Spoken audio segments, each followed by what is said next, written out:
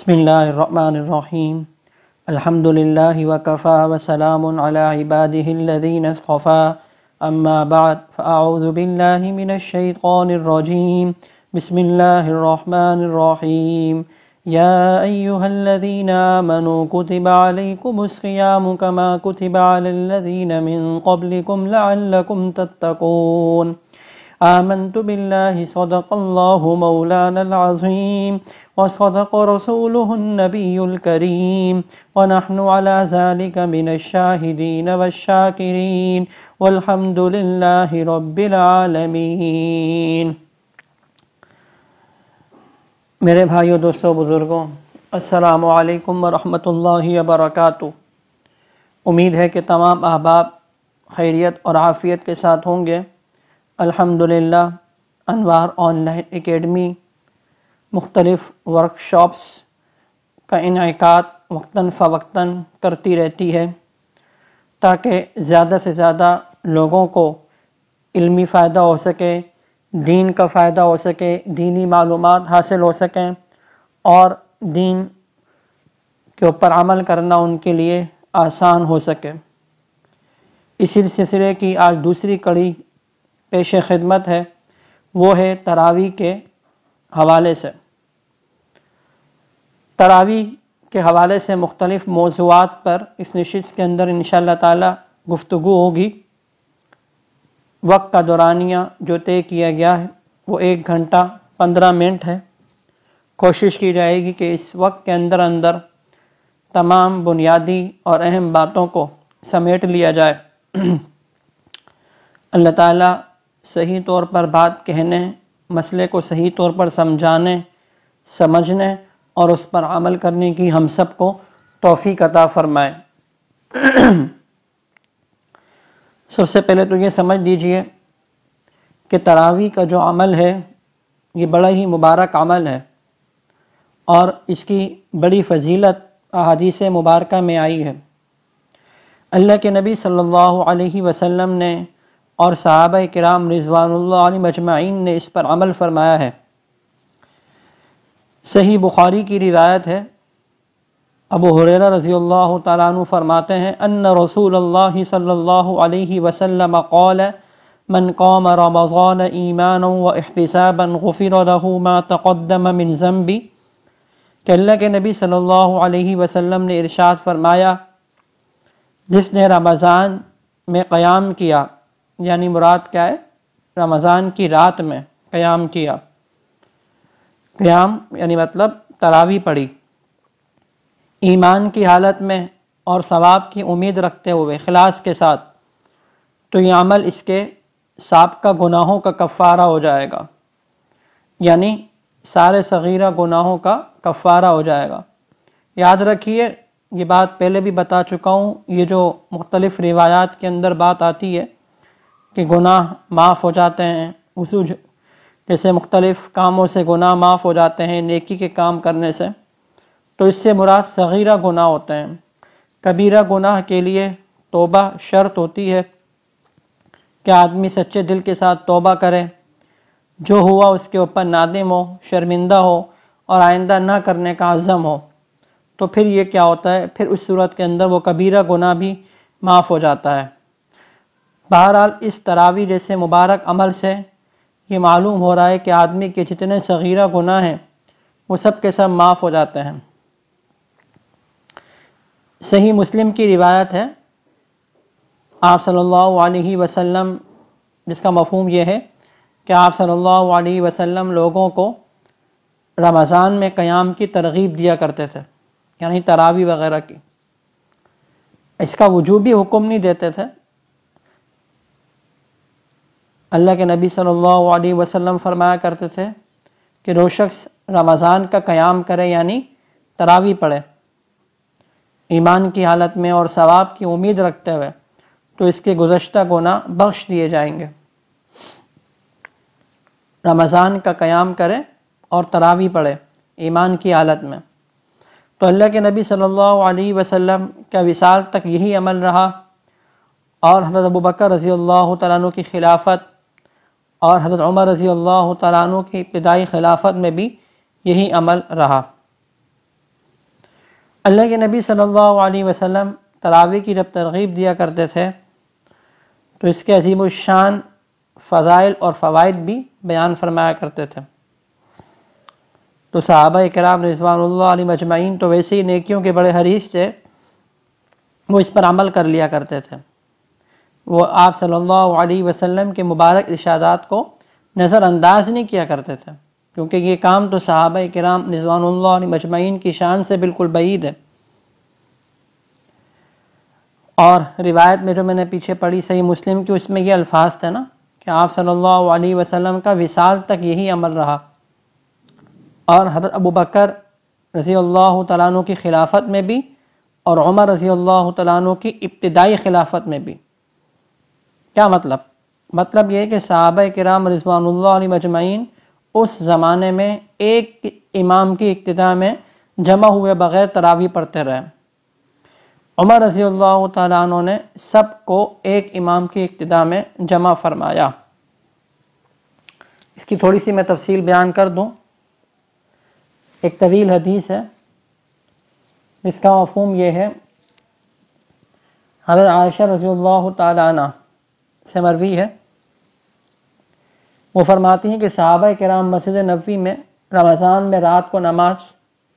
چھوٹی چھوٹی جماعتوں کی شکل میں ادا کیا کرتے تھے، جس کو قرآن جتنا محفوظ تھا، جتنا یاد تھا، اس کے ساتھ 5-6 افراد کھڑے ہو جاتے تھے یا کچھ زیادہ، پھر سب مل کر جماعت کے ساتھ نماز پڑھا کرتے تھے۔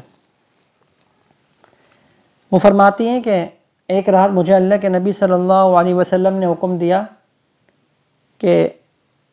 حجرے کے دروازے کے قریب جو ہے نا ایک چٹائی بچھا دو۔ میں نے یہ کام کر دیا، یعنی باجماعت نماز ادا کرنے کے لیے حجرے کے قریب جو ہے ایک چٹائی بچھا دو۔ یہ آپ صلی اللہ علیہ وسلم نے انہیں حکم فرمایا۔ پھر آپ صلی اللہ علیہ وسلم عشاء کی نماز پڑھنے کے بعد اس چٹائی کی طرف تشریف لائے اور مسجد میں موجود حضرات بھی جمع ہو گئے۔ پھر آپ صلی اللہ علیہ وسلم نے خود ان کو رات کے ایک لمبے حصے تک نماز پڑھائی۔ پھر آپ صلی اللہ علیہ وسلم واپس گھر میں تشریف لے آئے اور چٹائی جو ہے وہ جیسے بچھائی گئی تھی وہ اپنی جگہ پر ہی باقی رہی۔ اس طرح آپ صلی اللہ علیہ وسلم نے دوسرے دن بھی کیا۔ پھر جب صبح ہوئی نا تو ان لوگوں نے جو آپ صلی اللہ علیہ وسلم کے ساتھ گزشتہ رات نماز میں شامل تھے، انہوں نے گفتگو کی، اور پھر شام ہونے کے وقت کی مسجد لوگوں سے کیا ہو گئی، بھر گئی۔ آپ صلی اللہ علیہ وسلم نے لوگوں کو عشاء کی نماز پڑھائی اور اپنے گھر تشریف لے آئے، اور لوگ وہیں پر ابھی موجود تھے، یعنی تیسرے دن اس طرح ہوا۔ تو آپ صلی اللہ علیہ وسلم نے حضرت عائشہ رضی اللہ تعالیٰ عنہ فرماتی ہیں، مجھ سے فرمایا کہ عائشہ لوگوں کا کیا حال ہے؟ فرماتی کہ میں نے کہا اللہ کے رسول، لوگوں نے آپ کو، جیسے آپ نے گزشتہ نماز پڑھائی تھی، ان کو لوگوں نے سنی تھی یہ کیفیت، اور جن لوگوں نے سنی تھی یہ بات وہ مسجد میں تھے، تو انہوں نے بھی سارے لوگوں کو جمع کر لیا تاکہ آپ ان کو نماز پڑھائیں۔ تو آپ صلی اللہ علیہ وسلم نے فرمایا کہ عائشہ اب تم اس چٹائی کو لپیٹ دو۔ تو میں نے اس چٹائی کو پھر لپیٹ دیا۔ پھر آپ صلی اللہ علیہ وسلم نے غور فکر کے ساتھ یہ رات گزاری اور لوگ اپنی جگہ پر موجود تھے، یہاں تک کہ آپ صلی اللہ علیہ وسلم صبح کے وقت تشریف لائے اور آپ نے فرمایا کہ اے لوگوں، اللہ کی قسم میں نے الحمدللہ یہ رات تمہاری طرف سے غفلت میں نہیں گزاری۔ خطبہ دیا آپ صلی اللہ علیہ وسلم نے، اور تمہارا مسجد میں موجود رہنا مجھ سے چھپا ہوا نہیں تھا، لیکن مجھے خوف تھا اس بات کا کہیں تمہارے اوپر یہ فرض نہ ہو جائے، پھر تم ایسے اعمال کے مکلف بن جاؤ کہ جن پر آدمی جو ہے وہ ہمیشہ کرنے کی طاقت نہیں رکھتا ہے، اور اللہ تعالیٰ تو ثواب دینے سے رکتے نہیں ہیں جب تک تم خود ہی اس سے نہ اکتا جاؤ۔ تو اس روایت سے یہ معلوم ہوتا ہے کہ آپ صلی اللہ علیہ وسلم کے زمانے میں بھی چھوٹی چھوٹی جماعتوں کی شکل میں تراویح کی جماعت تو ہوتی تھی، اور امام جو ہے وہ تراویح کے اندر قرآن مجید پڑھا کرتا تھا، لوگ جو ہے وہ سنتے تھے مقتدی بن کر، اور آپ نے بھی لوگوں کو ایک مرتبہ جماعت سے نماز پڑھائی، لیکن فرض ہونے کے خوف کی وجہ سے آپ نے اس کو جاری نہیں رکھا۔ اور بعض روایتوں سے تو یہ معلوم بھی ہوتا ہے کہ آپ صلی اللہ علیہ وسلم نے 3 رات تک جماعت سے نماز پڑھائی تھی، جیسے کہ بخاری شریف کی جو روایت ہے عائشہ رضی اللہ تعالیٰ کی روایت، اس میں اس بات کی وضاحت موجود ہے۔ تو معلوم کیا ہوا؟ معلوم یہ ہوا کہ عمر رضی اللہ تعالیٰ عنہ کے ابتدائی خلافت کے زمانے سے پہلے بھی صحابہ کرام میں تراویح کا معمول تھا۔ عمر رضی اللہ تعالیٰ عنہ نے سب کو ایک امام کی اقتداء میں جمع کیا، کیونکہ وہ جو عذر تھا، وہ عذر آپ صلی اللہ علیہ وسلم کے وصال کے بعد تو اب باقی نہیں تھا نا، یعنی کوئی فرضیت وغیرہ کی جو بات تھی جو آپ صلی اللہ علیہ وسلم نے ارشاد فرمائی تھی، تو پھر عمر رضی اللہ تعالیٰ عنہ نے آپ صلی اللہ علیہ وسلم کی چاہت کے مطابق، منشا کے مطابق ایک امام کی اقتداء میں سب کو جمع فرما دیا۔ تو یہ جو لوگ کہتے ہیں نا کہ یہ عمر رضی اللہ تعالیٰ عنہ نے شروع کی، یہ اس سے پہلے نہیں تھی، تو دیکھیے یہ اپنی طرف سے انہوں نے کسی چیز کا اضافہ نہیں فرمایا تھا، بلکہ آپ صلی اللہ علیہ وسلم کی جو چاہت تھی اور منشا تھی اسی کے مطابق انہوں نے سنت کی کیا ہے تکمیل فرمائی تھی۔ تو اس چیز کو اچھی طرح سمجھنے کی ضرورت ہے۔ لوگ الجھ جاتے ہیں نا بعض لوگ کہ بھائی نہیں، یہ تو عمر رضی اللہ تعالیٰ نے شروع کی، تو کیا عمر رضی اللہ تعالیٰ کے معمولی آدمی تھے کیا؟ ماشاء اللہ، تو بڑی شخصیت ہے، اور خلفائے راشدین صحابہ کرام کی تو پیروی کا حکم دیا گیا ہے۔ بہرحال یہ ایک عظیم الشان جو عمل ہے تراویح کا، یہ پہلے بھی تھا اور آج بھی الحمدللہ جاری ہے، اور اس کی بڑی فضیلت بھی ہے۔ تراویح کے اندر جو آدمی قرآن شریف پڑھتا ہے تو اس کے بڑے فضائل ہیں، جیسے کہ ایک روایت میں آتا ہے کہ مسند احمد کی روایت ہے، اس کا مفہوم یہ ہے کہ جس آدمی نے ایک رات میں 100 آیتیں پڑھ لی نا تو اس کے لیے ساری رات عبادت کا ثواب لکھا جاتا ہے۔ ایک رات میں 100 آیتیں پڑھ لی تو اس کے لیے ساری رات عبادت کا ثواب لکھا جاتا ہے۔ تو معلوم کیا ہوا کہ رات کے وقت میں کوئی اگر 100 آیت کی قرات کر لے تو پوری رات کی عبادت کا ثواب حاصل ہو جاتا ہے۔ اب رمضان کی رات میں دیکھیے امام جو ہے وہ قرآن سناتا ہے تراویح کے اندر، ایک پارہ بھی اگر پڑھ لیا جائے نا تو یہ تعداد کیا ہو جاتی ہے؟ پوری ہو جاتی ہے، بڑی بڑی آیتیں ہوتی ہیں، یہ جو فضیلت ہے یہ حاصل ہو جاتی ہے۔ اور جو پیچھے سن رہے ہوتے ہیں لوگ، ایسا نہیں کہ ان کو فضیلت نہیں ملے گی، بلکہ ان کو بھی امام کے واسطے سے یہ فضیلت حاصل ہو جاتی ہے۔ جو امام کی اقتداء میں پڑھ رہے ہوتے ہیں، اس کا قرآن سن رہے ہوتے ہیں، سامع کی حیثیت سے ہوتے ہیں، ان کو بھی امام کے واسطے سے یہ فضیلت حاصل ہو جاتی ہے۔ اور پھر بہت ساری روایتیں ہیں جس سے معلوم ہوتا ہے کہ رات کی جو نماز ہے اور قیام ہے اور لمبے ہیں، تہجد کی جو نمازیں ہوتی ہے، لمبے قیام ہوتے ہیں، اس کی بڑی بڑی فضیلتیں ہیں۔ تراویح میں بڑے بڑے قیام ہوتے ہیں نا، 20 رکعتیں پڑھنی ہے بھائی، اور اگر 3 پارے ہوں تو کتنے لمبے قیام ہو جاتے ہیں۔ تو معلوم ہوا کہ یہ بہت ہی مبارک عمل ہے اور فضیلت والا عمل ہے۔ اور پھر تراویح کے اندر جو آدمی قرآن پڑھتا ہے، تراویح کے اندر جو تلاوت کی جاری ہوتی ہے اور پیچھے لوگ جو سن رہے ہوتے ہیں، یہ آپ کو تراویح کی باجماع شکل کی صورت میں حاصل ہوگا۔ جو اس کا ثواب ہے نا، کسی اور طریقے سے قرات کرنے سے اور سننے سے حاصل نہیں ہوتا۔ اگر تراویح میں پورا قرآن مجید کو مکمل کر لے اور ختم کر لے تو اس ختم قرآن کی جو فضیلت ہے وہ کسی دوسرے طریقے سے ختم اور مکمل کرنے سے کر کے حاصل کرنا مشکل ہے۔ کیوں؟ ایک تو اس وجہ سے کہ رمضان کا بابرکت مہینے میں مکمل ہو رہا ہے، اور اسی طریقے سے باوضو ہو کر پڑھا بھی جا رہا ہے اور سنا بھی جا رہا ہے، سبحان اللہ۔ پھر نماز کی شکل میں مکمل ہو رہا ہے، اور نماز میں جو قرآن مجید پڑھا جائے نا، اس کی فضیلت جو غیر نماز میں قرآن پڑھا جائے اس سے افضل ہوتی ہے۔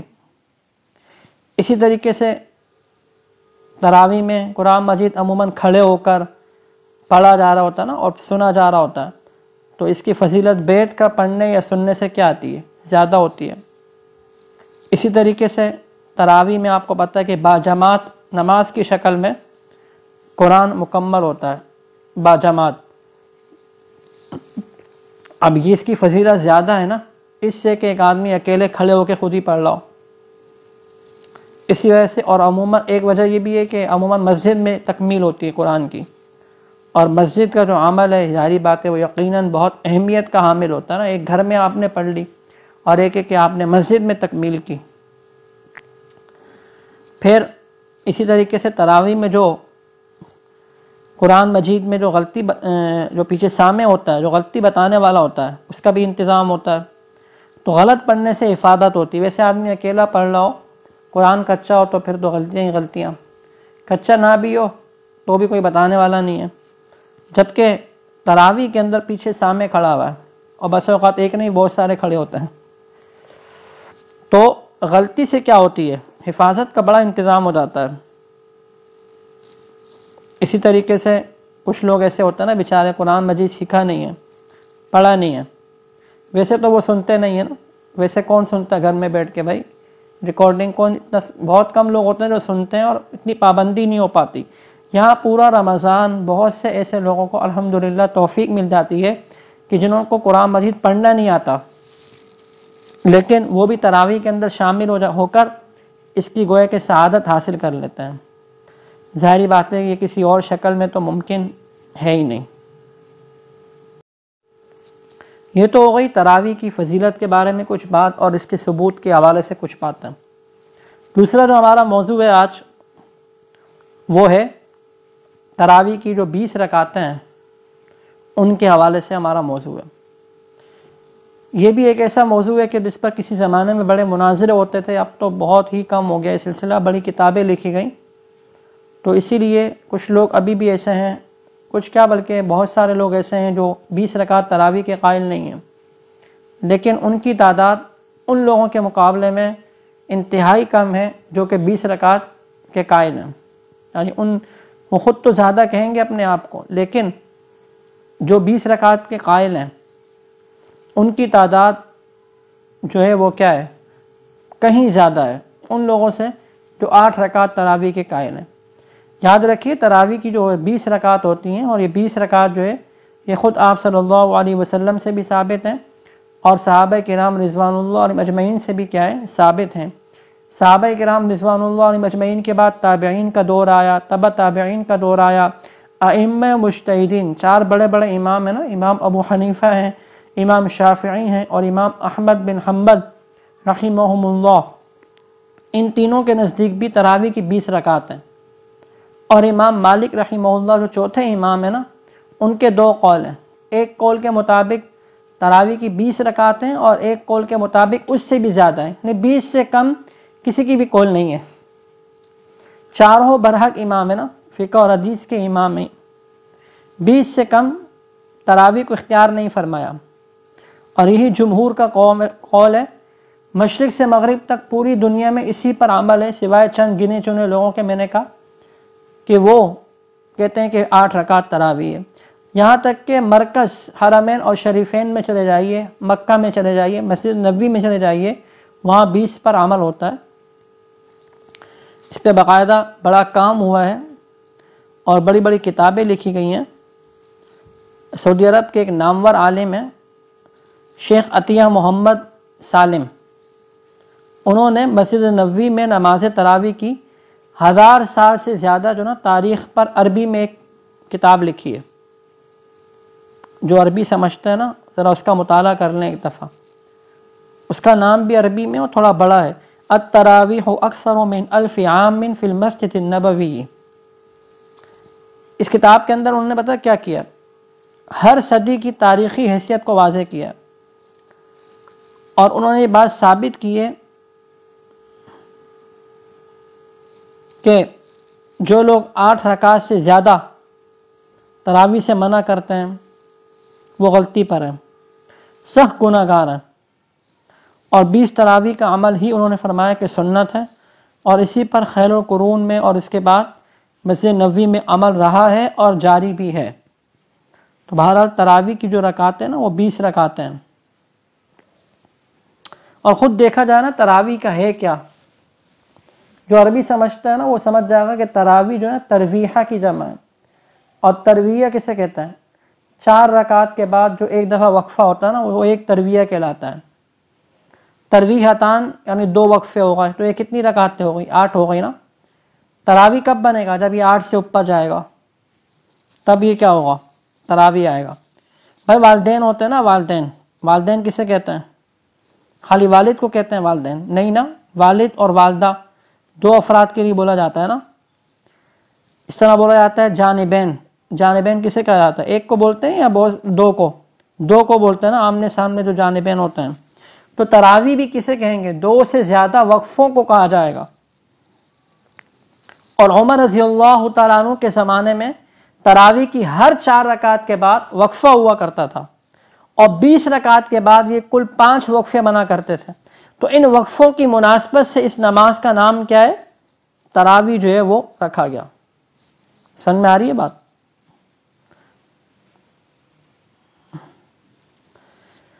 اسی طریقے سے روایتیں بھی موجود ہیں، ایسا نہیں ہے۔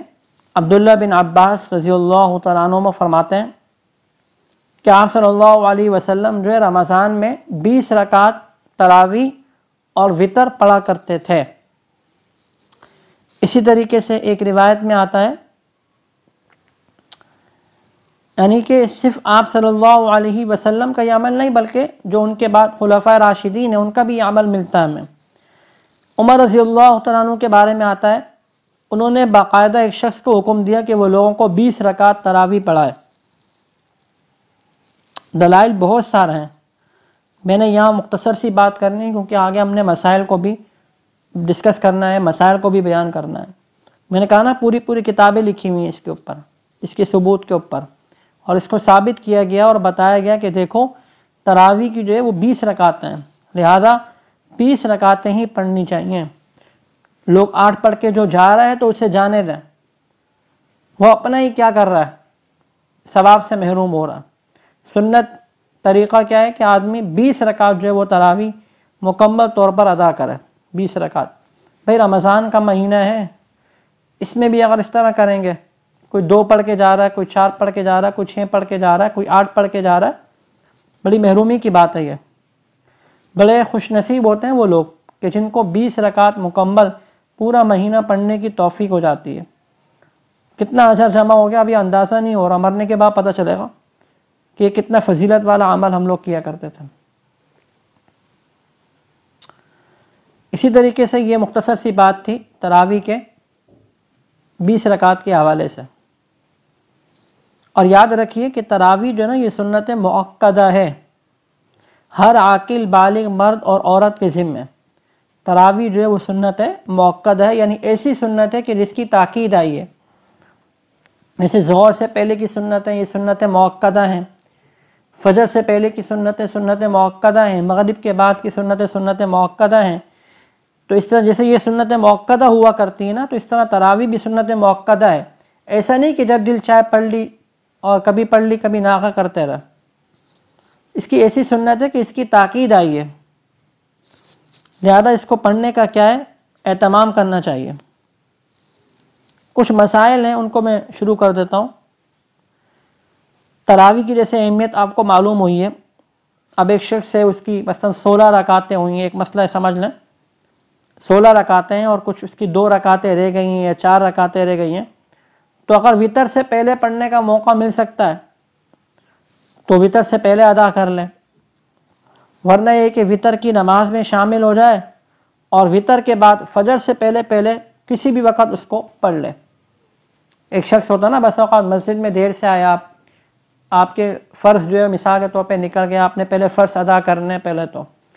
پھر اس کے بعد آپ نے جو ہے وہ تراویح کے اندر جو ہے وہ شرکت کر لی، آپ کی مثلا 4 رکعتیں آپ کی تراویح کی رہ گئی، اب تراویح کے بعد سلام پھیرے گا امام اور پھر وتر کے لیے کھڑے ہو جائیں گے۔ عموماً مساجد میں اتنا ٹائم نہیں ملتا کہ بہت زیادہ وقفہ نہیں ہوتا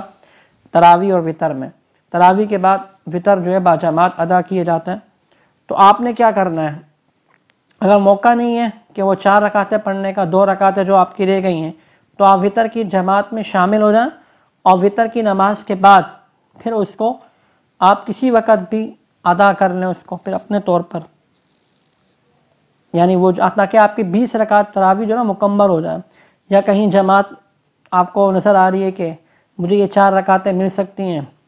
تو اور اچھی بات ہے کہ وہ 4 رکعتیں آپ جماعت کے ساتھ ان کو بھی ادا کریں، جیسے آپ نے بقیہ 16 جو ہے وہ آپ نے جو ہے وہ جماعت کے ساتھ پڑھی ہیں۔ اسی طریقے سے ایک مسئلہ یہ بھی ہے کہ اگر تراویح کی نماز فاسد ہو جائے نا، تو فاسد ہونے کے بعد اس کو پڑھنا پھر ضروری ہوتا ہے۔ مثلا آپ نے 2 رکعت تراویح کی نیت باندھی، اور آپ سے کوئی ایسی غلطی ہو گئی کہ جس سے نماز ٹوٹ جاتی ہے، تو اس صورت میں وہ 2 رکعت آپ کے ذمے میں ہے، آپ نے اس کو پڑھنا ہے۔ وقت کے اندر بھی اس کو لوٹانا ہے، اور وقت اگر نکل گیا تو بھی اس کو کیا ہوگا، لوٹایا جائے گا۔ ہاں، وقت کے اندر اگر جیسے کہ جماعت کی صورت ہوتی ہے نا، وقت کے اندر تو یہ ہے کہ پھر جماعت کے ساتھ ہی پڑھیں گے، لیکن وقت نکل گیا، اگلے دن پتہ چلا یا سب لوگ چلے گئے، مطلب وقت نکل گیا، تو پھر اس صورت کے اندر یہ کہ اکیلے 2 رکعت پڑھیں گے سارے۔ لیکن تراویح کی قضا نہیں ہے۔ مثلا کسی دن آپ بیمار ہو گئے تھے اور آپ کی تراویح کی نماز نکل گئی، آپ نے نہیں پڑھ سکے آپ تراویح کی، تو اس کی قضا کوئی نہیں ہے۔ ہاں، اگر فاسد ہو گئی ہو نا نماز، تو پھر اس کو دوبارہ پڑھنا یہ ضروری ہے۔ تو یہ مسئلہ اچھے طریقے سے سمجھ لیجئے۔ اسی طرح تراویح کے حوالے سے یہ سمجھ لیں کہ تراویح کے لیے بھی نیت ضروری ہے، جیسے اور نمازوں میں نیت کرتے ہیں، اور نیت دل کے ارادے کا نام ہے۔ بعض لوگ رٹے رٹائے الفاظ کو بولتے ہیں نا، بہت لمبی چوڑی نیتیں کرتے ہیں، پر نیت دل میں ارادے کا نام ہے کہ میں عشاء کے بعد جو تراویح سنت وہ ادا کر رہا ہوں، یہ نیت کر لی جائے۔ 2 رکعت کی اکٹھے کر لیں، یہ 2 رکعت کے الگ الگ کرتے جائیں، یا پھر اکٹھے 20 رکعت کی نیت کر لیں ایک دفعہ میں، تو اس طرح بھی کیا ہے، صحیح ہے۔ اسی طریقے سے تراویح میں ایک مسئلہ یہ بھی ہوتا ہے کہ 4 رکعت کے بعد جو وقفہ کیا جاتا ہے، تھوڑی سا گیپ، وقفہ جسے بولتے ہیں، تو یاد رکھیے جو وقفہ کرنا ہوتا ہے نا، یہ ضروری نہیں ہوتا، بلکہ یہ وقفہ کرنا مستحب ہوتا ہے، اور اتنی مقدار وقفہ کیا جائے جتنی دیر میں یہ 4 رکعت ادا کی ہیں۔ لیکن اگر مقتدی حضرات ایسے ہیں جو تنگ دل ہوں گے، جیسے کہ عموماً ہوتا ہے نا کہ بھائی رکعتیں تو لمبی، 4 رکعتوں میں بہت زیادہ قرآن پڑھا جاتا ہے، اب اگر اتنا ہی وقفہ کریں گے تو پیچھے نمازی جو ہے وہ تنگ دل ہوں گے کہ بہت لیٹ ہو جائیں گے، تاخیر ہو جائے گی، تو اس صورت میں تھوڑا سا وقفہ کر لیا جائے جیسے عموماً ہوتا ہے تو بھی جائز ہے۔ لیکن کوئی وقفہ بالکل کرتا ہی نہیں ہے، بعض جگہ ہوتا ہے نا وقفہ کرتے ہی نہیں ہے، سبھی خوش ہیں، امام بھی خوش ہے، مقتدی بھی خوش ہے، تو بھائی ٹھیک ہے، اس میں کوئی حرج کی بات نہیں ہے۔ معلوم یہ ہوا کہ یہ جو وقفہ کیا جاتا ہے، یہ وقفہ کرنا تراویح کی 4 رکعتوں کے بعد یہ وقفہ کرنا مستحب ہوا کرتا ہے، کوئی لازمی اور ضروری نہیں ہے۔ کوئی کرنا چاہے تو کر لے، جائز ہے، لیکن کوئی اگر نہ کرے تو وہ قابل ملامت بھی نہیں ہے، کوئی حرج کی بات بھی نہیں ہے۔ اور اس وقفے کے دوران جو نا یاد رکھیے، کوئی خاص عمل ثابت نہیں ہے کہ آپ نے جو ہے وہ کوئی خاص درود شریف پڑھنا ہے اس وقفے میں، کوئی سنت یا لازم شریعت کی طرف سے نہیں ہے کہ فلاں عمل آپ نے اس 4 رکعت کے وقفے کے دوران کرنا ہے۔ کوئی بھی ذکر کر لیں، یا ویسے ہی خاموش بیٹھنا چاہیں تو خاموش بھی بیٹھ سکتے ہیں، استغفار کر لیں، درود شریف پڑھ لیں، کوئی بھی ذکر کر لیں، کوئی قرآن پڑھنا چاہے تو قرآن پڑھ لیں، یعنی کوئی چیز شریعت کی طرف سے ایسی نہیں ہے کہ سنت ہو یا اس کو لازم قرار دیا جائے۔ آپ نے دیکھا ہوگا نا بعض جگہ مساجد کے اندر تراویح کی دعا لٹکی ہوئی نظر آتی ہے، پمفلیٹ باقاعدہ چھپا کر لوگ اس کو لگاتے ہیں اور لکھتے ہیں تراویح کی دعا، سبحان ذی الملک والملکوت، سبحان ذی العزت والعظمت والقدرت والکبریاء والجبروت، یہ جو ایک طویل دعا ہے، اور لوگ اس کو کہتے ہیں کہ بھئی یہ تراویح کی کیا ہے دعا ہے۔ 4 رکعت تراویح کے وقفے میں گویا کہ اس کو پڑھنا ہے۔ بعض لوگ بڑا اہتمام کرتے ہیں اور سمجھتے ہیں کہ بھئی واقعی وقفے کے اندر اسی دعا کو پڑھنا ہے، اور یہ وقفے ہی کی خاص دعا ہے۔ تو یاد رکھیے یہ دعا پڑھنا کوئی ضروری نہیں ہے، کوئی پڑھنا چاہے تو پڑھ سکتے ہیں۔ جیسے میں نے پہلے کہا کہ خاموش بیٹھنا چاہیں تو خاموش بھی بیٹھ سکتے ہیں، کوئی بھی ذکر کرنا چاہے تو کوئی بھی ذکر کر سکتے ہیں۔ اسی طریقے سے ایک اہم مسئلہ تراویح کے حوالے سے یہ سمجھ لیں کہ تراویح کے لیے امام کی نیت کرنے کا کیا حکم ہے۔ تو اس کو سمجھ لیا جائے کہ دیکھیں، امام کے لیے جو ہے نا مقتدیوں کی امامت کرنے، یعنی ان کو نماز پڑھانے کی نیت کرنا ضروری نہیں ہے، بلکہ امام اگر اپنی نماز پڑھنے کی نیت کرے تب بھی اس کی ابتدا میں نماز کیا ہوگی، کوئی ادا کر لے تو ادا ہو جائے گی۔ البتہ بہتر یہی ہے امام کے لیے کہ وہ مقتدیوں کی امامت کرنے، یعنی ان کو نماز پڑھانے کی نیت کر لے تاکہ اس کو جماعت کا ثواب حاصل ہو۔ یعنی جماعت کا ثواب حاصل کرنے کے لیے امام کا امامت کرنے یعنی نماز پڑھانے کی نیت کرنا کیا ہے، ضروری ہے۔ لہذا اگر کوئی امام ہے مقتدیوں کو تراویح پڑھانے کی نیت نہ بھی کرے بلکہ صرف اپنی تراویح ادا کرنے کی نیت کرے، تب بھی کوئی مقتدی اگر اس کی امامت، اس کی ابتدا میں کھڑے ہو کر تراویح پڑھ لے تو تراویح کیا ہو جائے گی، درست ہو جائے گی، جماعت ہو جائے گی۔ البتہ اس صورت میں نے کہا نا کہ امام کو تراویح کی جماعت کا ثواب اور فضیلت نہیں ملے گی۔ فضیلت تبھی مل سکتی ہے جب وہ مقتدیوں کو بھی نماز پڑھانے کی نیت کرے گا۔ بعض جگہ ایسا ہوتا ہے کہ امام کے ابتدا میں خواتین بھی ہوتی ہیں، ہاں اس صورت کے اندر ضروری ہے کہ امام جو ہے وہ کیا ہے، ان خواتین کی بھی امامت کی نیت کرے، ان کو بھی پڑھانے کی نیت کرے۔ اگر امام نے نہیں کی نا نیت تو اس صورت کے اندر خواتین کی تراویح درست نہیں ہوگی۔ یہ مسئلہ اچھی طرح سمجھ لیا جائے۔ یہ بات تو ہو گئی امام کی اور خواتین کے حوالے سے۔ ایک تیسری بات یہ سمجھ لیں نیت کے حوالے سے کہ مقتدی جو خود ہے نا اس کے لیے ضروری ہے کہ وہ نماز کی نیت کرتے وقت امام کی جو ابتدا ہے اس کی بھی نیت کرے کہ میں امام کی ابتدا میں یا امام کے پیچھے جو ہے نماز ادا کر رہا ہوں، کیونکہ امام کی ابتدا کی نیت کے بغیر اس کی ابتدا درست نہیں ہوگی۔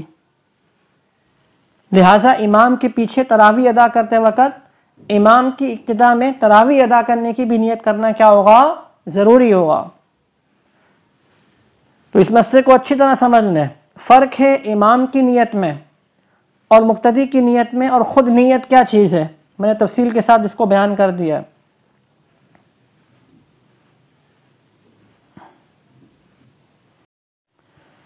اسی طریقے سے یہ مسئلہ سمجھ لیں کہ تراویح میں بسا اوقات حافظ صاحب جو ہے ان سے کوئی آیت چھوٹ جاتی ہے نا، تو بعض حفاظ تو کوئی توجہ ہی نہیں کرتے اور کچھ خیال ہی نہیں کرتے اس بات کا کہ بھئی یہ آیت چھوٹ گئی ہے، کل ایک آیت آپ نے چھوڑ دی ہے۔ بعض حفاظ تو برا مانتے ہیں، حالانکہ پتہ ہوتا ہے اس کے باوجود بات کو نہیں سمجھ رہے ہوتے کہ بھئی دوبارہ پیچھے کون ان آیتوں کو پڑھے، ایک آیت چھوڑ دیتے ہیں، بسا اوقات آدھا صفحہ جو ہے وہ چھوڑ کے آگے نکل جاتے ہیں، متشابہات ہوتے ہیں نا، ایک جیسے آیتیں ہوتی ہیں، تو اس وجہ سے تو یاد رکھیے کوئی آیت اگر چھوٹ گئی نا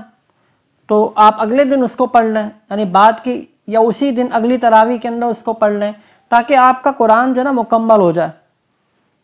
اگر آپ نے آیتیں چھوڑ کے پڑھیں گے تو اس صورت کے اندر تراویح تو ہو جائے گی، یعنی تراویح پہ فساد کا حکم تو نہیں لگے گا، باقی بہتر طریقہ تو نہیں ہے، کراہت تو اس میں آئے گی، لیکن بات وہی ہے ختم قرآن بھی نہیں ہوگا اس صورت میں۔ تو اسی لیے ختم قرآن کے لیے ضروری ہوگا کہ آپ قرآن کے ہر حرف کو پڑھیں، اس کی ادائیگی کریں۔ اچھا بس اوقات ایسا بھی ہوتا ہے قرآن شریف ختم ہو گیا ماشاءاللہ، بیان بھی ہو گیا، دعا بھی ہو گئی، مٹھائی بھی بڑھ گئی، سب کام ہو گئے۔ اب ختم قرآن کے بعد کسی نے بتا دیا کہ بھئی حضرت آپ نے جو ہے وہ آج سورۃ اللیل کے اندر جو ہے فلاں غلطی کی تھی، وہ غلطی ایسی تھی، یا یہ کہہ دیا کہ بھئی آپ نے ایک آیت اس کے اندر چھوٹی آیتیں نا، تو ایک آیت چھوڑ دی آپ نے اور آگے چلے گئے، ہو جاتا ہے کبھی۔ تو اب کیا کریں، ختم قرآن بھی ہو گیا ہے، مٹھائی بھی بٹ چکی ہے، اور بیان بھی ہو گیا ہے، دعا بھی ہو گئی ہے، لوگوں نے بھی کہہ دیا ہے کہ بھائی ماشاءاللہ آپ نے قرآن ختم کر لیا، تو اس میں کوئی پریشانی والی بات نہیں ہے، کوئی افسردگی کی بات نہیں ہے۔ اچھی بات ہے کہ آپ کو کسی نے یاد دلایا یا آپ کو خود یاد آ گیا، تو اس کا طریقہ یہ کر لیں آپ کہ آپ کے پاس اگر 1 دن باقی ہے یا 2 دن باقی ہیں بقیہ، تو اس میں آپ تراویح کی جماعت کرا لیں اور اس میں وہ آیت پڑھ لیں۔ تراویح کے اندر آپ وہ یعنی ختم قرآن کے بعد کسی بھی تراویح کے اندر وہ آیت پڑھ لیں۔ اگر مثال کے طور پہ جماعت کی صورت تھی، مثلا آپ امام تھے نا اور پیچھے جو سامع تھا، تو مل کے پڑھ رہے ہوتے ہیں بس اوقات، تو آپس میں طے کر لیں کہ بھائی یار یہ آیت رہ گئی تھی، تو اب کیا کریں؟ اب ایسا ہے کہ ہمارے پاس دن تو ہے، کل ایسا کرتے ہیں کہ 2 رکعت ہم مل کے پڑھ لیتے ہیں اس آیت، اور تھوڑی سی آیتیں پڑھ لیں اور وہ جو آیت چھوٹی ہوئی وہ بھی پڑھ لیں، تو اس صورت میں گویا کہ آپ کا جو قرآن ہے وہ مکمل ہو جائے گا۔ یا پھر آپ مسجد کے اندر ہیں اور آپ امام ہیں، تو اس صورت کے اندر یہ ہے کہ آپ اس آیت کو اگلے دن لوٹا لیں، پیچھے جو آپ کے سامعین ہیں ان کا بھی قرآن کیا ہو جائے گا؟ مکمل ہو جائے گا۔ تو ختم قرآن انشاءاللہ مکمل ہو جائے گا اگر آپ نے اس چھوٹی ہوئی آیت کو پڑھ لیا تراویح کے اندر۔ اسی طریقے سے ایک مسئلہ یہ بھی ہے کہ ختم قرآن کے موقع پر پانی وغیرہ لے آتے ہیں لوگ کہ اس پہ دم کر دیا جائے، تو یہ دم کرنا جائز ہے لیکن اس کا ضروری نہ سمجھا جائے، اور مسجد کے آداب کا بھی خیال رکھا جائے۔ ایسا نہیں کہ بوتلیں آ رہی ہیں، کبھی ایک بوتل لا رہا ہے، دوسرا لا رہا ہے، ہلہ گلہ ہو رہا ہے، آوازیں اونچی ہو رہی ہیں، تو اس سے کیا اجتناب کیا جائے، بلکہ کیا ہے جس نے دم کروانا ہو وہ پہلے سے جو ہے وہ بوتلیں جو مصلی ہے وہاں پہ رکھ دیں کہ بھائی یہ بوتلیں ہیں، جیسے ہی حافظ صاحب جو ہے وہ ختم کریں تو پھر اس کے بعد جو ہے ان پر پھونکے وغیرہ جو ہے وہ مار دیں، تو جائز ہے۔ بہرحال آداب مسجد کا خیال رکھنا ضروری ہے۔ اسی طریقے سے ختم قرآن کے موقع پر مٹھائی کے حوالے سے بعض لوگ تو کہتے ہیں کہ بالکل بھی کیا ہے درست نہیں ہے، منع کرتے ہیں سختی کے ساتھ، بہت سختی کرتے ہیں، کہتے ہیں بھائی نہیں کوئی تقسیم نہیں کرنی۔ تو یاد رکھیے کہ دیکھیں جو چیز جس قدر ثابت ہو نا، یعنی شریعت نے اس میں اگر اجازت دی ہو، گنجائش ہو، تو اس کو اس گنجائش پہ عمل کرتے ہوئے اختیار کرنے میں کوئی حرج نہیں ہے۔ تو اس طرح جو مٹھائی ہے اس کو بھی شرعی حدود کا خیال رکھتے ہوئے اگر تقسیم کی جائے تو جائز ہے۔ مثلا اس کو سنت نہ سمجھا جائے، اس کو ضروری نہ سمجھا جائے، اس کے لیے جو ایک چلا ہوا سلسلہ کہ زبردستی چندہ کرنا یہ نہ کیا جائے۔ بھائی کوئی آدمی خوشی سے بانٹ رہا ہے، بعض ہوتے ہیں تعاون کرنے والے اہل خیر ہوتے ہیں، اللہ تعالیٰ نے ان کو مال و دولت اسباب دیے ہوئے ہوتے ہیں، تو وہ اپنی خوشی سے تقسیم کر رہے ہوتے ہیں، تو اس میں کوئی حرج کی بات نہیں ہے۔ آداب مسجد کا خیال رکھیں، اور آسان طریقہ یہ کہ بجائے مسجد میں تقسیم کے گیٹ پر جو ہے وہ تقسیم کیا جائے، تاکہ کوئی آوازیں بلند اونچی ہوں کچھ اس دوران تو وہ مسجد کے اندر یہ سارے کام نہ ہوں بلکہ مسجد سے باہر ہی ہوں۔ اور ویسے بھی یہ چیزیں تو صحیح ہیں بھی نہیں، لیکن مسجد کے اندر کریں گے تو ظاہری بات ہے کہ پھر گناہ ہو جائے گا کہ آوازیں بلند ہو جائیں گی۔ بہرحال جائز ہے شریعت کی حدود کی رعایت رکھتے ہوئے۔ اسی طریقے سے یہ بات بھی سمجھ لیجئے، ختم قرآن کے موقع پر بیان اور دعا، دیکھیں فی نفسی کوئی دین کی بات کر لی جائے کہ اجتماع ہے، لوگ جمع ہو چکے ہیں، ختم قرآن کے لیے آئے ہوئے تھے، قرآن پڑھا سنا، رمضان کی ساعتیں ہیں، کوئی ان کو دین کی بات قرآن کے حوالے سے بتا دی جائے تو یہ بیان کرنا فی نفسی جائز ہے۔ اور اسی طریقے سے یہ جو موقع ہوتا ہے یہ دعا کی قبولیت کا بھی ہوتا ہے، تو اس لیے دعا بھی کرنے میں کوئی حرج نہیں ہے، دعا بھی مانگی جا سکتی ہے۔ اور اگر کہیں بیان نہیں بھی ہوتا نا تو اس میں کوئی ایسی بات نہیں ہے، بعض لوگ حیران ہوتے ہیں، پریشان ہوتے ہیں یا ملامت کرتے ہیں کہ یار یہاں تو بیان ہی نہیں ہوتا، حالانکہ بیان کرنا چاہیے ان کو، اس طرح کی باتیں۔ تو بھائی دیکھیے بیان کرنا کوئی ضروری تو نہیں ہے نا، کوئی کرنا چاہے تو کر لیں، اصل تو چیز ہے وہ کیا ہے اس میں دعا ہے کہ دعا کر لی جائے کہ قبولیت کا کیا ایک موقع ہوتا ہے۔ اسی طریقے سے ایک اہم مسئلہ یہ بھی ہے کہ جب تراویح کی رکعتیں فاسد ہو جائیں، مثال کے طور پہ ایک شخص سے اس کی 2 رکعتیں تراویح کی فاسد ہو گئیں کہ تراویح کے اندر اس نے کوئی ایسی غلطی کر لی کہ جس کی وجہ سے تراویح کی نماز فاسد ہو جاتی ہے، تو وہ 2 رکعتوں کو دوبارہ پڑھے گا، دوبارہ ان کو لوٹایا جائے گا، اور جتنا قرآن ان 2 رکعتوں کے اندر پڑھا گیا تھا اس قرآن کے حصے کو بھی دوبارہ دہرایا جائے گا۔ اسی طریقے سے ایک مسئلہ یہ بھی سمجھ لیں، بعض لوگ ماشاءاللہ مسجد میں آتے ہیں، وقت پر آتے ہیں، لیکن تراویح میں امام کے رکوع کا انتظار کرتے ہیں کہ جیسے ہی امام رکوع میں گیا تو فوراً جھٹ سے کھڑے ہو گئے اور نیت باندھ لی اور رکوع میں چلے گئے۔ تو اس سے آپ کی رکعت تو مل گئی، تراویح تو کاؤنٹ ہو گئی، لیکن آپ نے یہ جو عمل کیا یہ مکروہ ہے، یہ سستی کا مظاہرہ ہے۔ دیکھیں کھڑے ہو کر نہیں پڑھ سکتے نا تراویح، تو بیٹھ کر پڑھ لیں۔ یہ بات ہے کہ ثواب آدھا ملے گا۔ کوئی عذر ہو، بغیر عذر کے کوئی اگر تراویح کی نماز بیٹھ کر پڑھتا ہے نا، تو بیٹھ کر پڑھنا جائز تو ہے، تراویح ہو جائے گی، لیکن ثواب آدھا ملتا ہے۔ ہاں عذر ہو وہ الگ بات ہے، عذر میں تو پھر وہ گیا کہ بیٹھنا ایسے ہی جیسے کہ کھڑے ہو کے نماز پڑھنا، پھر اس میں ثواب میں کمی نہیں ہوتی۔ لیکن بلا عذر اگر بیٹھ کر تراویح پڑھی جائے تو اس صورت کے اندر آدھا ثواب ملتا ہے۔ تو اگر آپ تھکن محسوس کر رہے ہیں اور آپ سے نہیں پڑھی جا رہی کھڑے ہو کر، تو آپ بیٹھ جائیں اور بیٹھ کے جو ہے وہ کیا ہے تراویح کی نماز ادا کر لیں۔ لیکن یہ طریقہ بالکل درست نہیں ہے کہ جیسے ہی امام صاحب رکوع میں گئے تو جھٹ سے نیت باندھ لی اور جلدی سے شامل ہو گئے۔ اسی طریقے سے دیکھیے خواتین کے لیے یہ حکم ہے کہ وہ گھر کے اندر اور گھر میں بھی کسی بند کمرے کے اندر تراویح کی نماز ادا کریں، یعنی گھر کے صحن میں بھی ان کے لیے کیا ہے، اس کو پسند نہیں فرمایا گیا۔ گھر میں بھی کسی بند کوٹھی کے اندر، بند کمرے کے اندر، یعنی کہ ایسی جگہ کے اندر کہ جہاں وہ مستور ہوں، چھپی ہوئی ہوں، اس میں نماز ادا کی جائے، یہ افضل ہے ان کے لیے۔ ان کے لیے یہ نہیں کہ مسجدوں میں وہ بھی آئیں مردوں کی طرح، بعض جگہ خواتین بھی جا رہی ہوتی ہیں۔ دیکھیں یہ طریقہ درست نہیں ہے۔ آپ صلی اللہ علیہ وسلم نے ارشاد فرمایا کہ عورت کے لیے صحن میں نماز پڑھنے سے زیادہ افضل یہ ہے کہ وہ کمرے میں نماز پڑھے، اور کمرے میں بھی زیادہ افضل یہ ہے کہ وہ کسی کونے اور پوشیدہ جگہ میں نماز ادا کرے۔ ابو داؤد کی روایت ہے، صلاۃ المرأة فی بیتہا افضل من صلاتها فی حجرتها وصلاتها فی مخدعها افضل من صلاتها فی بیتہا۔ یہ جو طریقہ چلا ہوا ہے نا کہ آج کل لوگ خواتین کو خود بھی جا رہے ہیں اور خواتین کو بھی ساتھ لے کے جا رہے ہیں مسجد میں، یاد رکھیے اس عمل کی کوئی قابل حوصلہ افزائی والا عمل نہیں ہے۔ خواتین کے لیے یہ نہیں کہ ان کو مسجد جانے کی ترغیب دی جائے، ان کے لیے کہ وہ گھر کے اندر نماز پڑھیں، یہی ان کے لیے طریقہ ہے۔ اچھا خواتین کے لیے جو ہے تراویح کی جماعت سنت تو نہیں ہے، لیکن گھر میں بس اوقات بیٹا حافظ ہوتا ہے، شوہر حافظ ہوتا ہے، تو اس کی ابتدا میں وہ پڑھنا چاہیں، بیٹے کی ابتدا میں پڑھنا چاہیں تو پڑھ سکتی ہیں۔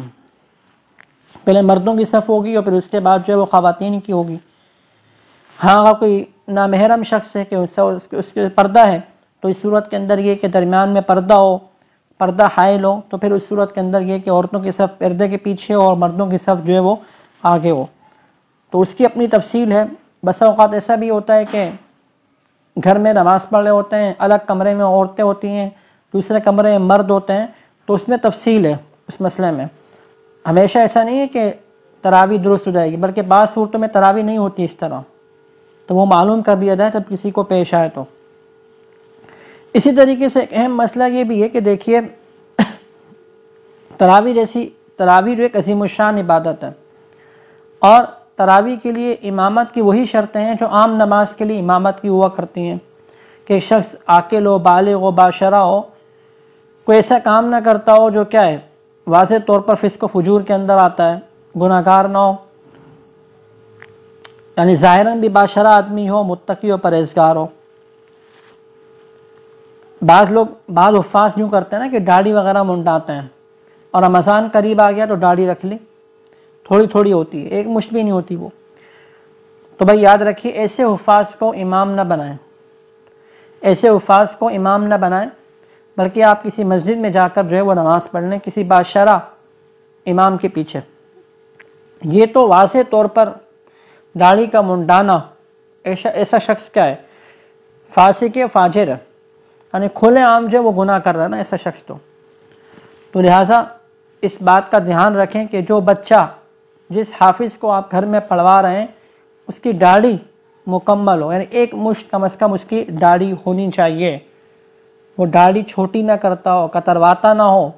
یعنی ایک مشت سے بھی اس کی داڑھی کم نہ ہو۔ ایک تو ہے نا کہ آئی نہیں وہ الگ بات ہے، اور ایک ہے کہ آنے کے بعد کاٹتا ہے، وہ پتہ بھی چل جاتا ہے کہ یہ کاٹتا ہی نہیں کاٹتا۔ اب بسا اوقات ایسا بھی ہوتا ہے کہ حافظ تو ہے وہ سچے دل سے توبہ کر رہا ہوتا ہے کہ بس اب میں نے توبہ کر لی، اب آئندہ نہیں کروں گا۔ سچے دل سے اگر توبہ کر رہا ہے، بالکل پکی سچی، لوگوں کو بھی اطمینان ہے، انتظامیہ کو بھی اطمینان ہے، تو پھر یہ کہ اس کو بنا دیں امام، ورنہ ایسی صورت بہت ہی کم ہوتی ہے عموماً کہ جو حفاظ داڑھی کاٹتے ہیں نا وہ رمضان گزرنے کے بعد چاند رات ہو گئی پھر دوبارہ اسی حلیے میں آ گئے۔ تو اسی لیے بھائی دیکھیے یہ عظیم الشان عبادت آپ سر انجام دے رہے ہیں، تو اسی لیے امام بھی اسی کو بنائیں کہ جو کہ کیا ہو، صحیح ہو، باشرہ ہو۔ اسی طریقے سے یاد رکھیے تراویح پر اجرت لینا بھی جائز نہیں ہے۔ ایک تو یہ کہ پہلے سے معاملہ طے کر لیا جائے، یہ بھی ناجائز ہے اور گناہ ہے۔ خود حفاظ کا مطالبہ کرنا، کتنے پیسے لوں گا بھائی، 10,000 لوں گا، تو پھر یہ بھی گویا کہ کیا ہے، جائز نہیں ہوگا۔ ایسے حفاظ کو تراویح پڑھانے کا ہرگز موقع نہ دیا جائے۔ اسی طریقے سے تراویح پڑھانے کی اجرت طے تو نہیں کی، لیکن وہاں کا عمومی رواج ایسا ہے کہ تراویح پڑھانے پر اجرت دینی پڑتی ہو، تو یہ بھی جائز نہیں ہے۔ اسی طریقے سے تراویح کی اجرت تو طے نہیں ہے، وہاں اجرت دینے کا رواج بھی نہیں ہے، تراویح پڑھانے والے کے دل میں بھی نہیں ہے کہ بھائی یہاں سے پیسہ ملے گا، تو ایسے شخص میں کوئی اگر خوشی سے بھائی چھپکے سے ختم والے دن کسی نے جیب میں کچھ ڈال دیا، کوئی رقم دے دی، کسی نے گھڑی دے دی، کسی نے کوئی اور ہدیہ دے دیا، گفٹ دے دیا، تو اس کے لینے کی کیا ہے، گنجائش ہے، لیکن یہ صورت بہت ہی کم ہے۔ یا تو پہلے سے طے ہوتا ہے، یا پھر طے نہ ہو، پتہ ہوتا ہے کہ بھائی یہ ڈیفینس ہے، یہاں جو ہے کیا ہے اونچی اونچی پارٹیاں ہیں، یہ لوگ خوب جو وہ کیا ہے پیسہ اڑائیں گے، دیں گے، تو لہٰذا یہاں پہ مجھے پڑھانا چاہیے۔ یا اس کو پتہ ہے کہ یہ لوگ دیتے ہیں، پہلے سے منع کر دے حافظ کہ میں کچھ بھی نہیں لوں گا بھائی، میں اللہ کی رضا کے لیے پڑھا رہا ہوں، کچھ بھی نہیں لینا وینا، میں نے نہیں، پتہ ہے کہ یہ دیتے ہیں یہ لوگ، پہلے سے بتا دے کہ میں نہیں پڑھا رہا، اگر کچھ دینا وینا ہے تو آپ کو اللہ تعالیٰ اپنے خزانوں سے دے گا، آپ کو اللہ تعالیٰ اتنا دے گا نا، آپ کو اس کا اندازہ نہیں ہے، مستغنی ہو جائیے لوگوں سے، شریعت کی اس حکم کے اوپر عمل کیجئے۔ جمہور کا موقف یہی ہے، علماء کی ایک بہت بڑی تعداد ایسی ہے جو اس کی اجرت کو ناجائز کہتی ہے۔ اسی طریقے سے جو سامع ہے نا، اس کو اجرت دینے کا بھی وہی حکم ہے جو تراویح پڑھانے والے کا، یعنی وہ بھی جائز نہیں ہے۔ تو اس مسئلے کو اچھی طرح سمجھ لیں کہ بھائی پیسہ ویسا ہم نے کچھ نہیں لینا ہے، نیتوں کو صاف رکھیے۔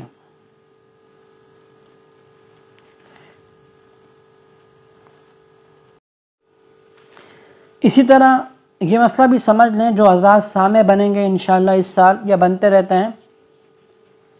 دیکھیں وہ جلدی نہ کیا کریں غلطی بتانے میں، فوراً لقمہ دے دیا، ابھی اس نے سانس ہی لیا تھا تو یہ سمجھے کہ غلط پڑھ رہا ہے، ابھی اس کو آگے آ نہیں رہا تو اس لیے فوراً دے دیا لقمہ، تو بھائی ایسا نہ کریں یار، ایسا تو نہیں کہ وہ 2 3 4 آیتیں جو بڑی بڑی لمبی لمبی 3 لائنوں والی وہ ایک سانس میں پڑھ لے گا، وہ انسان ہے، سانس بھی لے گا، تو بھائی لقمہ دینے میں جلدی نہ کریں۔ دیکھیں اس کا طریقہ یہ ہے، یاد رکھیے، اگر جو امام ہے وہ آیتیں چھوڑ کے چلا جاتا نا، 1 2 آیتیں چھوڑ کے چلا گیا اور آگے تھوڑا سا چلا گیا ہے، مثال کے طور پہ ایک میں پڑھ کے بتاتا ہوں، جیسے قرآن کی آیت ہے نا، یا ایھا الناس اعبدوا ربکم الذی خلقکم والذین من قبلکم لعلکم تتقون، یہ آیت اس نے پڑھی، اس آیت کے بعد اس نے ایک آیت چھوڑ دی جو اس کے بعد آ رہی تھی، الذی جعل لکم الارض فراشا والسماء بناء، یہ آیت چھوڑ دی اور اس کے بعد والی آیت پڑھنے لگ گیا، وَإِن كُنتُمْ فِي رَيْبٍ مِّمَّا نَزَّلْنَا عَلَىٰ عَبْدِنَا، یہ والی آیت پڑھنے لگ گیا وہ، اب ایک آیت چھوڑ دی نا، اب آپ نے یوں نہیں کرنا ہے کہ جیسی وہ وَإِن كُنتُمْ فِي رَيْبٍ پڑھنے لگ گیا آپ نے فوراً وَإِن نہیں پڑھا تھا کہ آپ نے فوراً بول دیا الَّذِي جَعَلَ لَكُمُ الْأَرْضَ فِرَاشًا وَالسَّمَاءَ بِنَاءً، بلکہ ایسا نہ کریں۔ بھائی بہت سے ائمہ ایسے ہوتے ہیں ماشاءاللہ ان کو قرآن یاد ہوتا ہے، انہیں پتہ چل جاتا ہے کہ ہم نے آیت جو ہے نا یہ چھوڑ کے ہم چلے گئے۔ وَإِن كُنتُمْ فِي رَيْبٍ مِّمَّا نَزَّلْنَا عَلَىٰ عَبْدِنَا فَأْتُوا بِسُورَةٍ مِّن مِّثْلِهِ وَادْعُوا شُهَدَاءَكُم مِّن دُونِ اللَّهِ إِن كُنتُمْ صَادِقِينَ فَإِن لَّمْ تَفْعَلُوا، جب یہاں پہنچے نا فَإِن لَّمْ، تو اب سمجھ جائیں کہ معاملہ گڑبڑ ہے بھائی، اب امام کو پتہ نہیں چل رہا اور واقعی اسے یاد نہیں آ رہا کہ میں پیچھے الذی والی آیت چھوڑ گیا ہوں، تو اب آپ نے کیا کرنا ہے؟ اب آپ نے الذی ڈائریکٹ نہیں بتانا ہے، آپ نے یا ایھا الناس اعبدوا سے بتانا ہے۔ بس اوقات آپ ڈائریکٹ بتائیں گے نا تو پریشان ہو جاتا ہے امام، یار آج تو غلطیاں پہ غلطیاں آ رہی، غلطیاں آ رہی، پہلے اس کی غلطیاں آ رہی ہوتی ہیں، جب ڈائریکٹ بتا دے گا تو اس سے اور زیادہ پریشان ہو جائے گا، وہ جو آ رہا ہوگا وہ بھی اسے نہیں آئے گا۔ تو یہ طریقہ ہوتا ہے بتانے کا۔ اسی طریقے سے اگر وہ کسی آیت کے اندر کوئی اٹک گیا ہے تو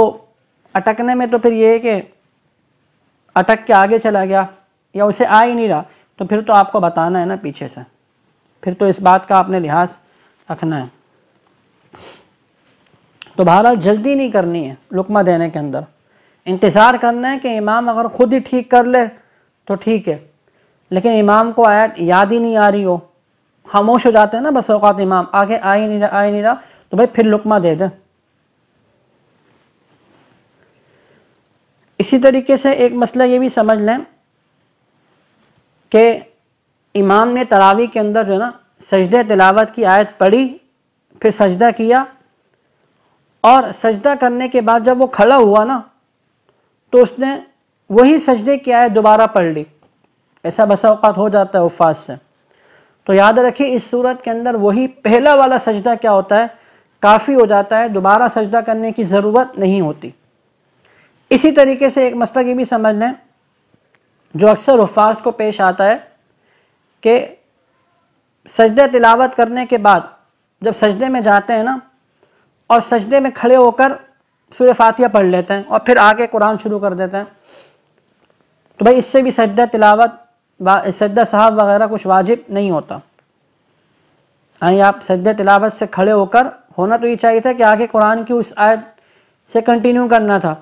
لیکن سورہ فاتحہ جو ہے وہ پڑھنا شروع کر دی، تو اس میں کوئی سجدہ صاحب لازم نہیں ہوگا۔ اسی طریقے سے ایک مسئلہ یہ بھی ہے کہ امام جو ہے نا اس نے سجدہ تلاوت کیا، سجدہ تلاوت کرنے کے بعد کچھ پڑھے بغیر ہی رکوع کر لیا تو بھی کیا ہے، درست ہے۔ البتہ بہتر تو یہی ہے کہ رکوع میں جانے سے پہلے کچھ تلاوت کر لی جائے، اور عموماً ایسا ہی ہوتا ہے کہ سجدہ تلاوت سے آدمی کھڑا ہوتا ہے اور پھر کچھ پڑھتا ہے، کچھ آیتیں پڑھنے کے بعد پھر وہ اس کے بعد رکوع کرتا ہے۔ اسی طریقے سے اس مسئلے کو اچھی طرح سمجھ لیا جائے کہ سجدہ تلاوت کرنے کے بعد اگر دوبارہ سورہ فاتحہ پڑھ لی تو اس سے سجدہ صاحب واجب نہیں ہوتا۔ یہ عموماً حفاظ کو یہ صورت اکثر پیش آتی ہے کہ سجدہ تلاوت کیا، سجدے میں گئے اور کھڑے جب ہوئے تو پھر دوبارہ سورہ فاتحہ پڑھنے لگ گئے، حالانکہ سورہ فاتحہ تھوڑی پڑھنی تھی بھائی، یہاں پر تو آپ نے آگے قرآن شریف جو ہے وہ کنٹینیو کرنا تھا، اس کو اگلی آیت کو پڑھنا تھا، تو اس سے سجدہ صاحب واجب نہیں ہوتا۔ اسی طریقے سے ایک مسئلہ یہ بھی سمجھ لیں جو پیش آ جاتا ہے، ایک شخص سے تراویح کی پہلی رکعت میں بھولے سے بیٹھ گیا، سمجھا کہ یہ دوسری رکعت ہے، ہو جاتا ہے نا کہ تین پارے پڑھ رہے ہیں بھائی، تین پارے تراویح کے اندر کوئی پڑھ رہا ہے، تو بسا اوقات سیٹنگ بنی ہوئی نہیں ہوتی یا پہلے سے سوچا ہوا نہیں ہوتا، ذہن میں نہیں ہوتا، کہیں اور دماغ چلا جاتا ہے، تو پہلی رکعت میں کوئی اگر بھولے سے بیٹھ جائے نا تو صرف بیٹھنے سے سجدہ صاحب نہیں آئے گا، بلکہ اگر 3 بار سبحان ربی الاعلیٰ کی مقدار اگر بیٹھا ہو تو اس صورت کے اندر سجدہ صاحب کرنا پڑے گا۔ بیٹھا ہی تھا کہ لقمہ دیا فوراً کھڑا ہو گیا یا خود ہی یاد آ گیا، اور سبحان ربی اعلیٰ کی جو 3 بار مقدار ہے اس سے کم بیٹھا ہے، تو اس صورت میں کوئی سجدہ صاحب واجب نہیں ہوگا۔ اسی طریقے سے یہ بات سمجھ لیں کہ تراویح سے پہلے قرآن کو اچھے طریقے سے یاد ہونا چاہیے، اس پارے کی دہرائی کریں جو آپ کو لگتا ہے کہ اس پارے میں غلطیاں آتی ہیں اور آج مجھے پڑھنا ہے، اگر تراویح میں آپ کوئی آیت بھول گئے پڑھنے کے دوران اور آپ اس کو سوچ رہے ہیں، اگر آپ اتنی دیر سوچتے رہے اور خاموش رہے کہ جس میں کیا ہے سبحان ربی الاعلیٰ 3 بار پڑھا جا سکتا ہے، تو اس صورت میں آپ پر سجدہ سہو واجب ہو جائے گا۔ یاد رکھیے یہ غلطی بہت زیادہ حفاظ سے ہو جاتی ہے۔ بس اوقات جو ہے وہ امام کو بھی نہیں آ رہا، خاموش ہے، اور بس اوقات پیچھے جو سامنے ہے اس کو بھی نہیں آ رہا ہوتا، ایسی بھی یعنی کہ صورتحال ہو جاتی ہے۔ تو اگر یہ خاموشی اتنی ہوئی کہ 3 بار سبحان ربی الاعلیٰ کے بقدر ہو گئی، تو اس صورت کے اندر سجدہ سہو واجب ہو جائے گا۔ اسی طریقے سے ایک مسئلہ یہ بھی سمجھ لیں جو اکثر پیش آتا ہے، تراویح کی رکعتوں کے اندر شک ہو گیا۔ تراویح پڑھنے کے بعد امام نے جب سلام پھیرا نا، سلام کے بعد بعض لوگ کہنے لگے بھائی 20 ہوئی ہیں، ایک آواز ہے کہ 18 ہوئی ہیں، تو اسی صورت میں امام کا جو رجحان ہے نا جس طرف ہوگا اسی پر عمل کرے گا، وہ اسی کا اعتبار ہوگا۔ اگر سارے مقتدی کہہ رہے ہیں کہ بھائی تراویح کی 18 ہو گئی ہیں، امام کو یقین ہے کہ نہیں بھائی 20 ہوئی ہیں، تو اس صورت میں بھی امام کی بات پر عمل کیا جائے گا اور یہی شمار کیا جائے گا کہ 20 رکعتیں ہی ہوئی ہیں۔ اور اگر سبھی کو شک ہو رہا ہے، امام کو بھی شک ہو رہا ہے کہ پتہ نہیں 20 ہوئی ہیں یا 18 ہوئی ہیں، مقتدیوں کو بھی کیا ہو رہا ہے، شک ہو رہا ہے 20 ہوئی ہیں یا 18 ہوئی ہیں، تو ایسی صورت میں 2 رکعت تراویح کی نیت سے بغیر جماعت کے ادا کی جائیں گی۔ تو اس مسئلے کو اچھی طرح سمجھ لیں، یہ صورت پیش آ جاتی ہے۔ اسی طریقے سے ایک مسئلہ یہ بھی سمجھ لیں،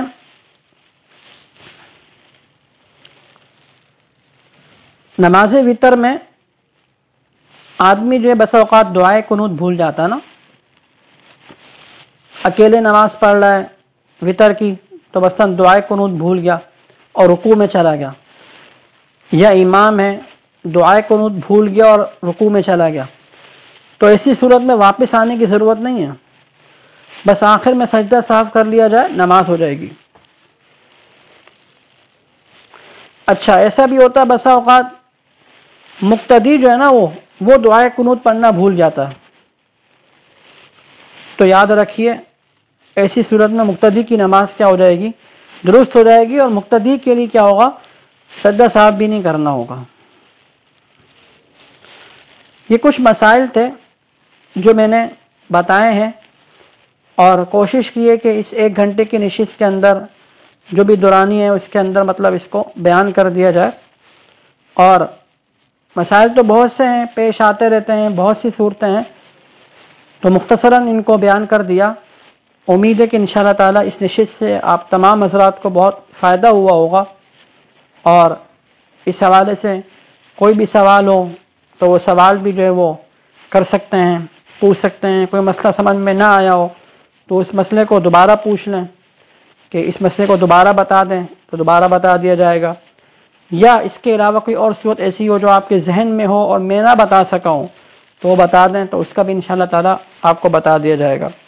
دعا فرمائیں کہ اللہ تعالیٰ ہماری اس کوشش کو، اس محنت کو، اس وقت کو قبول فرمائیں، اور اس کی ریکارڈنگ بھی الحمدللہ تیار ہو رہی ہے، تو جتنے لوگ اس کو سنیں تو وہ سب سے گزارش یہ ہے کہ دعاؤں میں ضرور یاد رکھیے اور اس کو زیادہ سے زیادہ پھیلائیں، شیئر کریں جسے کہا جاتا ہے، تاکہ حفاظ اور ہر آدمی ان مسائل کو سیکھیں۔ آج بے توجہی بہت زیادہ ہے، حفاظ کرام کے جن کو ان مسائل کو سیکھنا چاہیے تھا نا وہ بھی بے توجہی کر رہے ہیں۔ میں نے بہت سی جگہ تراویح کی نمازیں پڑھی ہیں، بسا اوقات قرآن اتنے مضبوط نظر نہیں آتا ہے،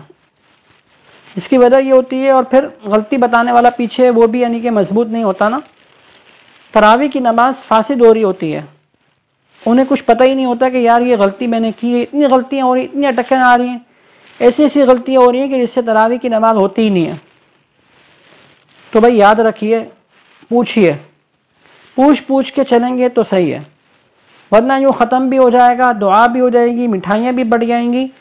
لوگوں کے تعریفوں کے پل بھی بن جائیں گے، سب کچھ ہو جائے گا،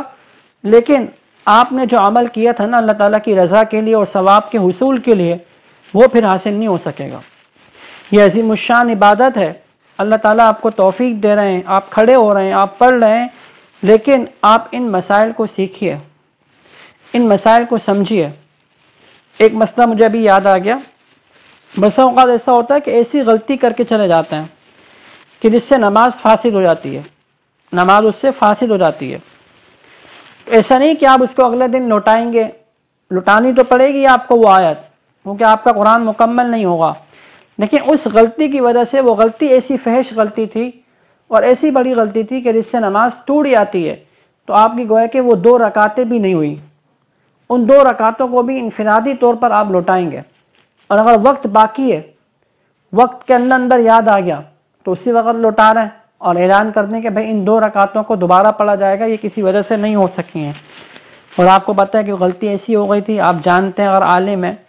میں نے دیکھا ہے بعض لوگوں کو ماشاءاللہ اس کا اہتمام کرتے ہیں کہ کوئی غلطی ایسی ہو گئی ہے کہ نہ امام کو پتہ چلا اور نہ پیچھے جو سامع ہیں اس کو پتہ چلا، لیکن قرآن کھول کے دیکھا تو وہ اتنی بڑی غلطی تھی تو اعلان کر دیا گیا کہ بھئی یہ 2 رکعتیں نہیں ہوئی ہیں، لہذا ان کو دوبارہ پڑھا جا رہا ہے۔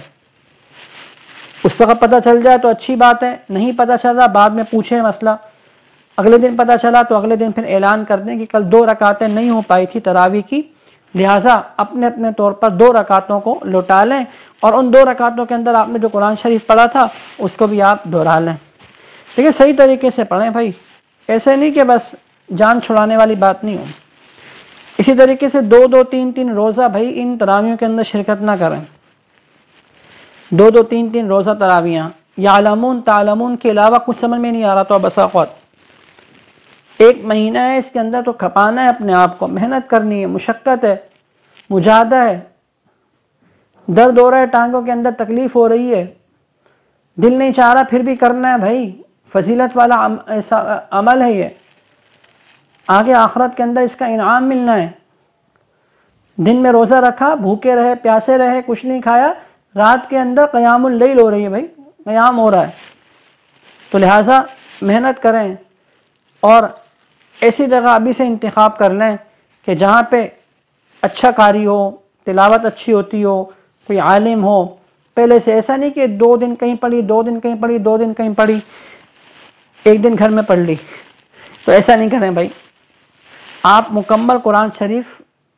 ایک جگہ پڑھیے، مکمل شروع سے لے کے آخر تک اس کو سنیے، اور یہ پہلے سے طے کر لیں کہ مجھے کہاں پڑھنا ہے۔ بہرحال بات لمبی ہو جائے گی، باتیں تو بہت ساری ہیں، اللہ تعالیٰ قبول فرمائے۔ کسی کا کوئی بھی سوال ہو تو وہ سوال وغیرہ بھی کر سکتے ہیں۔